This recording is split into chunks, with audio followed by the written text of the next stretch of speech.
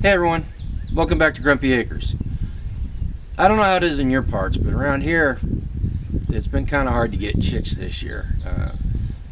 When the stores have had them, they've sold out really quick. Seems like everybody's raising chickens this year. So we got a new incubator. We used a couple different ones in the past and just not had any luck with them. And this year we managed to hatch about 20 chicks, and I'm getting ready to start another clutch. So I thought we'd go inside and take a look at the incubator we're using before I fill it full of eggs, and I'll show you the features and tell you what we think of it. So let's go inside and check it out. Okay, we're inside now. What we have in front of us is the Pro Series digital incubator from Farm Innovators out of Plymouth, Indiana. Some of the features on this: it has a digital display that will show the temperature, humidity, and days to hatch. It's got what they call easy fill water channels. There's a plug in front and a plug in back. And if you look on the box right here, you can see a big channel in front and a small channel in back. And what those are for is you fill those full of water. Fill the front one full of water the first 18 days, and that keeps the humidity up.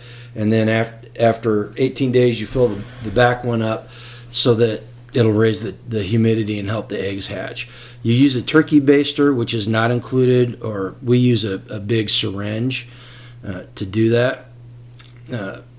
It makes it really easy to do because you don't want to open the lid if you don't have to, because you'll let the temperature and the humidity out.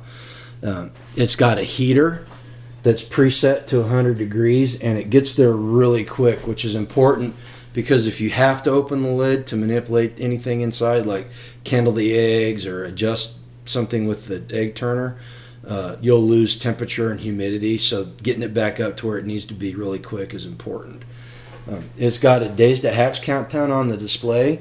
It's preset to 21 days, but it's adjustable for different eggs. I think duck eggs are 28 days, if I remember correctly. It's got a high-low temperature notification light. This little red LED right here will start flashing if it drops below 97 degrees or it gets above 103 degrees.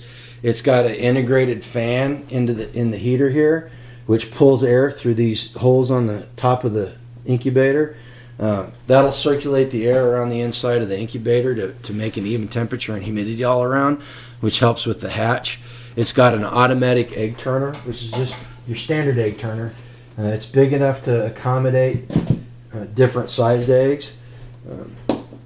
Please note there are two plug-ins. You've got one for the incubator, one for the display, so you will need two outlets.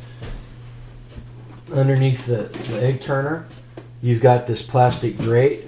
After 18 days, you pull the eggs off the egg turner and place them on this grate, and the chicks will hatch right there. You'll see on the inside it's styrofoam. It's nice and thick to insulate it. On the outside, it's got a plastic shell to protect the incubator, to protect the styrofoam. This really helps. Back a long time ago, we used to raise exotic birds, and we had just the old-fashioned styrofoam one, and we found that the styrofoam got chewed up really quick. So this should make it last longer. It's got a huge window on top made out of plexiglass so that you can see inside the incubator and you can monitor the eggs. It's got these two holes right here that originally came with these red plastic caps, but we found that the cat really enjoyed those things, and she ate one and lost the other one, so we've got blue painter's tape on them right now. The bottom tray is nice and deep so that you can do larger chicks like ducks, geese, and turkeys. That'll work for all of them. It'll also go all the way down to quail eggs. Like I said, we've been really happy with this incubator. The last ones we used were the cheap plastic ones imported from China, and the quality on those just wasn't nearly up to par with what this is. We ended up, the first one had a busted heater on it, and the second one, everything worked, but it didn't work very well. So we got rid of those and bought this one.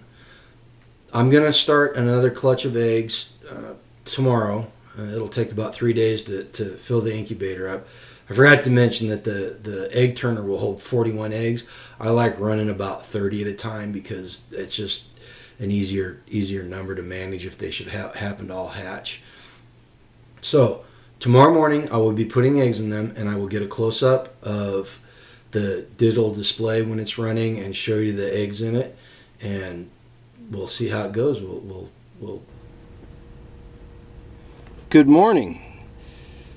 So we had a good night's sleep, went out this morning and pulled eggs from the hens, ended up getting 14 of them, and I just put them in the incubator and turned it on, and you can see, if I can hold the camera right, you can see that it's flashing. It says it's 82 degrees. The high-low indicator is flashing because it's not up to speed. And if you look there on the left, see if I can get it in the picture, it says day 1. So it's a countdown, so we need to set that. So we hold the mode button for 3 to 5 seconds until it starts flashing. Hit it again, and it puts it on the days, and we want to take it up to 21 days. Oh. Hit the mode button again, and it's all set. Such a gorgeous day, I thought I'd come back outside and finish the video out here. So I'll keep pulling eggs for the next couple of days until I get about 30 of them. I don't know if I said that earlier, but that's a nice manageable number for me. I like using that. We keep the incubator down in the basement, but number one, because it's dark and there's not a lot of activity down there most days, reduces the chance of it getting banged around accidentally or something happening. And plus the temperature stays pretty constant down there, so that the heater doesn't have to work and it's not fluctuating very much.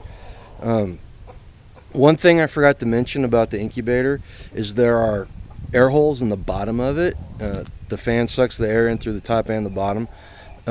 If you move the incubator or you overfill the water channels, you run the risk of getting water all over the floor, and we know that because we figured that out when it was leaking all over our shoes one day.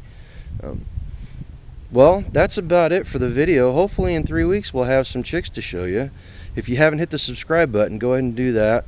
Leave a comment and let us know what you think. If you use a different incubator, go ahead and leave it in the description or the comments below.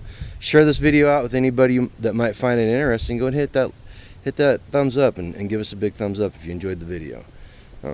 Well, until next time, live a life done free. Grumpy G Clear.